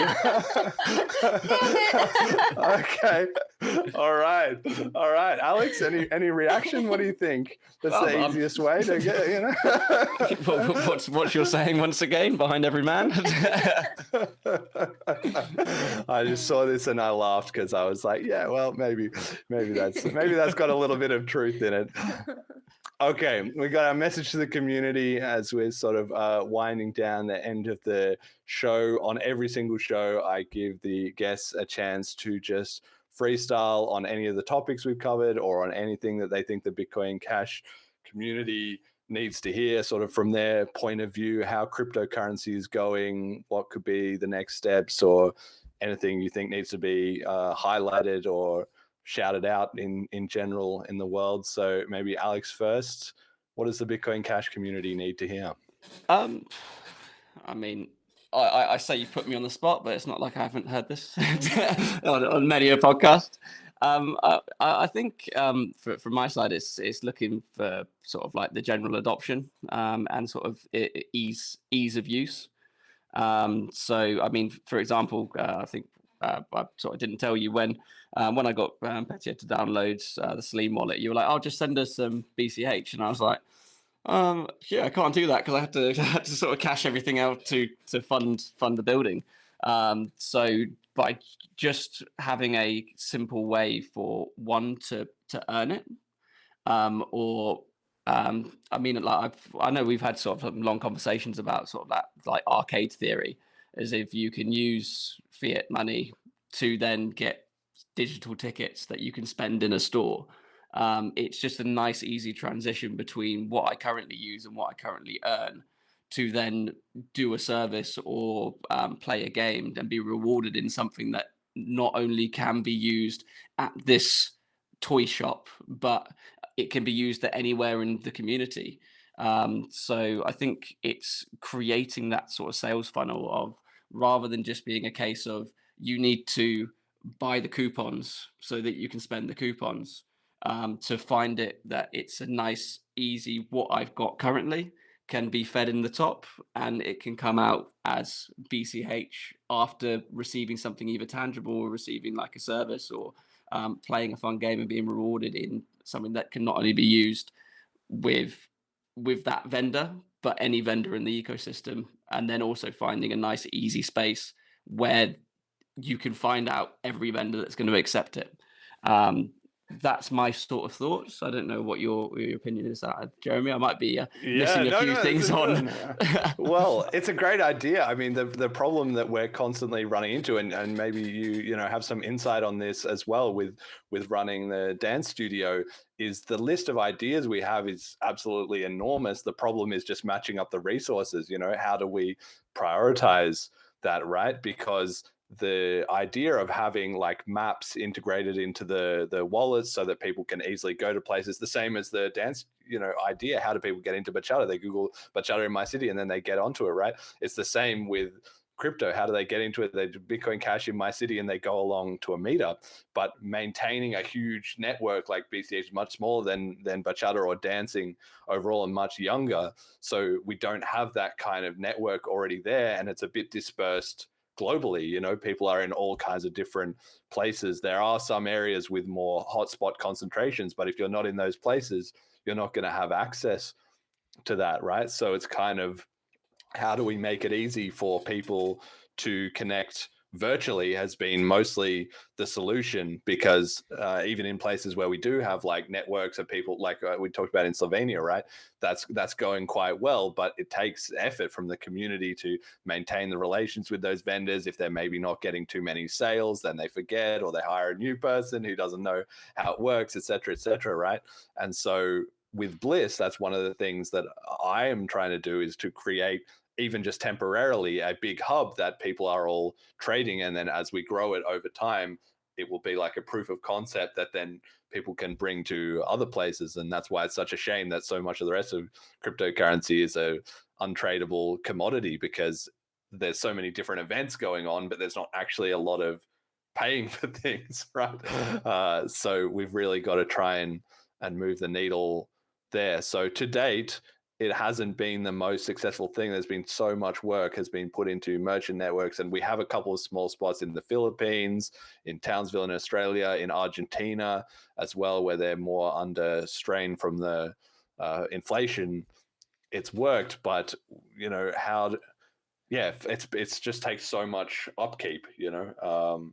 So that's really, I think, where the stumbling block has been.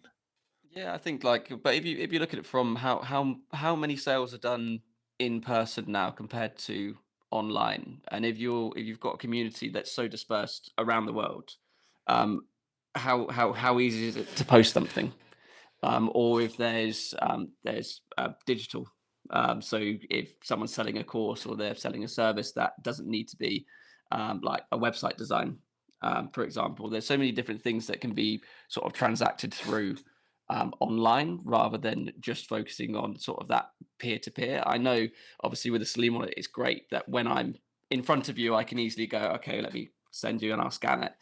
But quite easily that can be done online as well. And if the end goal is to have peer-to-peer transactions, if that's in person or digital, if you see that number ticking up every single day, so rather than it being there's 5 transactions a day or 10 transactions a day, but the goal is how do we create a plan to get that number up, rather than, because it works. Like now it's a case of stress testing. How do you stress test? You need more transactions. You need to make sure that it can handle 100, 2,000, 3,000, a million transactions a day. But it's building that plan around how do you get from where we are now to people actually using that coin. It can be the best coin and the best infrastructure in the world, but unless you've got people using it on a daily basis, It's that I won't call it like a commodity or a trophy, but it's that trophy of being this is the perfect way to do it, but no one's using it. So it's how do you get the general population that has no idea of one, what is cryptocurrency? That's not just something that I can sit on. Like, how can I use it? Who can I use it with? And putting them onto a path of, okay, it's this easy to get into, and almost looking the same way that you do with the majority of apps. It's gamified. So if I paid like £5 to play a game, but the reward of the game is BCH, and then from there it's like you can either now use this BCH to rebuy into the next game. So then it's just a whatever, my brain's gone. Yeah, like a flywheel. Yeah, like a flywheel, perpetual motion machine. And then I've got that opportunity of whereas I can cash out, but I'm not cashing out back into fiat. I'm cashing out by going to the proverbial toy shop, and it's like, oh well, I want a nice pair of Nike trainers, and there's someone that sells Nike trainers that accepts BCH, and now I've got a tangible asset from the £5 that I've originally invested into this journey or this sales funnel. Yeah, no, it's very, and you're gonna love Bliss because this is all what everybody there is trying to solve. You know, this is what everybody's discussing. But you're right, and that's something that I feel like we need to get better about. Yeah, integrating directly into the wallets, like you say about the games. We just had a show with the guy who did Bugs.cash, George, and he has made a little online game that you can play and you can win some BCH and you can earn it. So that's one part of the funnel, and then the other part is recirculating it, spending it, and that's something with merchant maps for physical merchants, or sort of referral links, or even just like a little Amazon type shopping experience directly in your wallet because that's something that like banking apps can't necessarily copy. The banks, even as big and advanced as they are, they haven't all got it integrated with, you can't buy whatever you want directly out of your bank app. You still have to go through typing out the numbers or swiping your card at a physical place, right? So there's certainly somewhere that we can find an advantage, and it's a really good thought. Yeah, because I mean, like, what if you looked at it more like a community wide loyalty scheme? The same way that you go to Starbucks and you buy 6 coffees, you get the next coffee free. You've got loads of websites now that use loyalty on points. So you spend X amount, you get so many points back. But rather than being points, you look at it that anyone that's contributing to this network is the loyalty points are BCH. So even if people are buying in fiat on a website, the loyalty points that you get are BCH that can be used once with you as a merchant because if they're your client, your customer. And like, for example, if someone's buying Bachata classes from me, and for every, they get 10%. So if it's £10 for a class, they get £1 back in BCH as a loyalty point. By the time they've done 10 classes, they can get a class free. But because I'm invested in this network, they could spend that £10 with me, or they could spend it with another Bachata teacher that I know that also accepts BCH.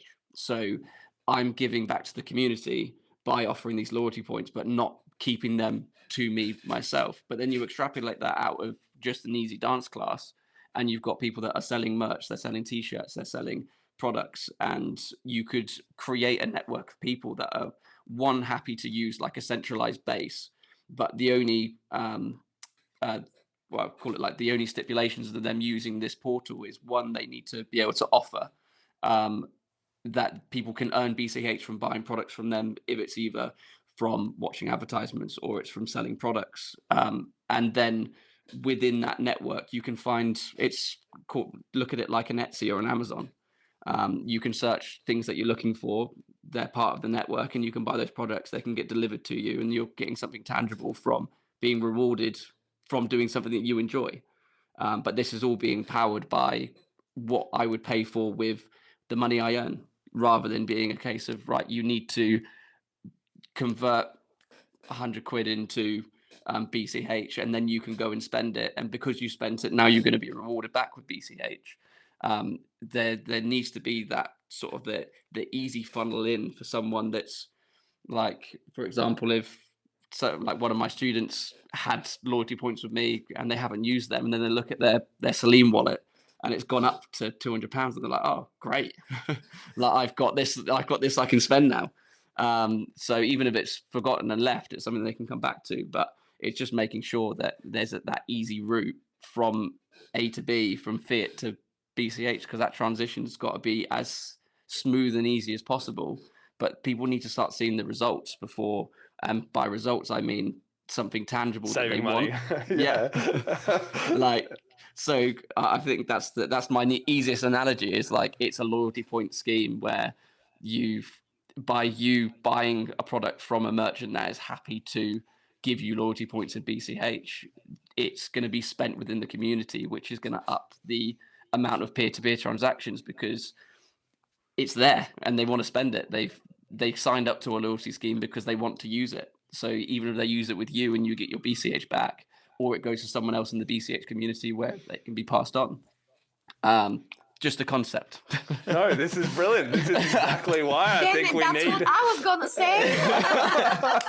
Stole my idea. This is why we need, the more like, obviously we need the community to grow in general, but this is where, again, like the whole Bachata angle to it, I think is perfect, because you're used to running a business physically in person that has a community coming in and out. So you have that perspective onto it. And I mean, maybe this is something we can trial. We'll talk a little bit more after the show, but we can figure out a way to do this. Like, we already have Celine built, and I mean, there's 100 things we've got to do with that, but that's one of the things. Maybe we can trial it with you as a first merchant or something. I don't know, that basic loyalty rewards idea, because I could see that catching on in the dance community, for instance, as long as it was branded right, or, in a way that was interesting to them, right? There needs to be, it's hard to sell people on coming to money just for the money. Like, people like money, but like you say, they needed to use it on something. They need to spend it on something. They need somebody to connect with, and the network effect takes care of it once you already have a substantial amount of people. But we're still looking for, except for cases where we deliberately concentrate ourselves, getting that small inroad is the hardest part, the same as getting people along to dance events, right? So that's where I feel like the Bachata and the dance scene has so much experience in building up those community vibes, and we need a lot more of that type of thinking. It's an excellent idea, really. Petya, anything to add? Have you got any business ideas for us? Good ideas, bad ideas. That's the whole, that's the idea. It's community. We always support each other. So we are one team. Okay. His Good great ideas and bad are my ideas. great ideas. My great ideas are my great ideas. Okay. Brilliant. Yeah. Anything else you wanted to add or sign off with from your point of view? Just a little encouragement. Just be adventurous. Come to BLISS. I think it would be great to explore all the synergies, as Alex already gave you a brilliant idea. Just to explore the opportunities, really, of what the dance community and the crypto community have in common, and it'll be a lot of fun. So don't get FOMO. See you in Slovenia. That's it. Amazing. Okay, we got to shout out our contributors.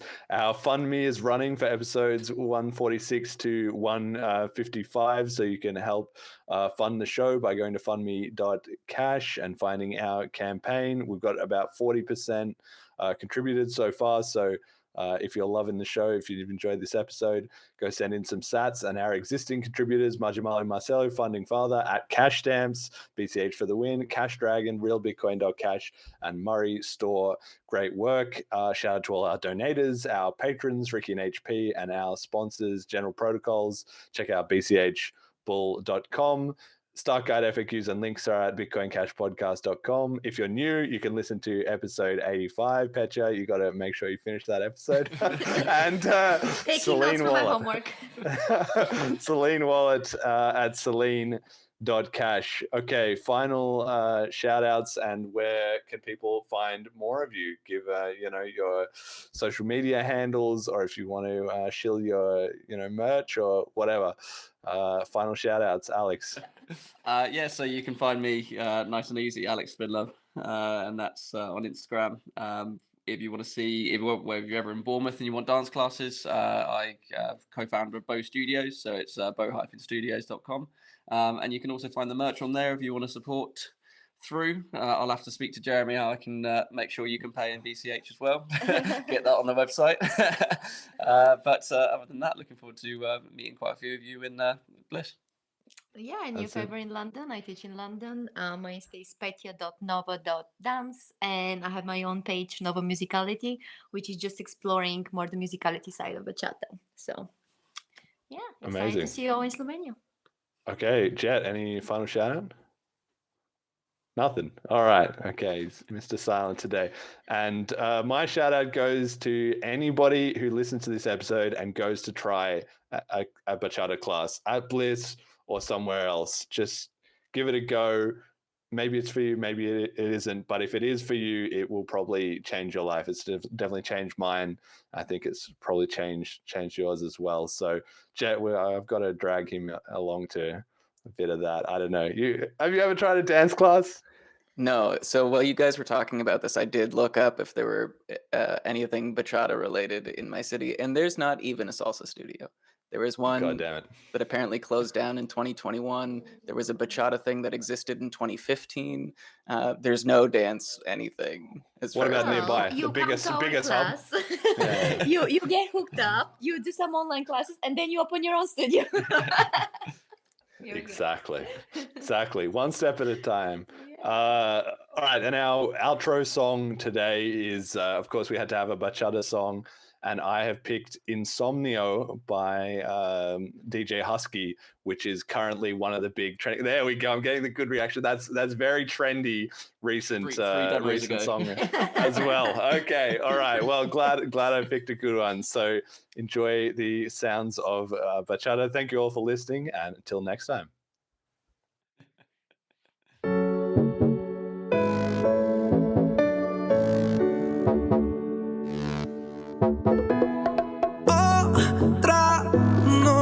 Sin ti, otra noche bebiendo solo. ¿Dónde fue que perdí mi orgullo para sentir que quiero hablarte? Miro mi cel y solo quiero llamarte. Ayer me fui de fiesta para olvidarte y no pensarte. Te mando un audio solo para contarte. Y me subió la nota como el primero. Y bailando con otra sin ti me vieron. Para olvidar las penas que dejaste al hombre del que un día te enamoraste. Y me subió la nota como el primero. Y bailando con otra sin ti me vieron. Y ya no duermo para no soñarte. Que con tu partida me provocaste insomnio.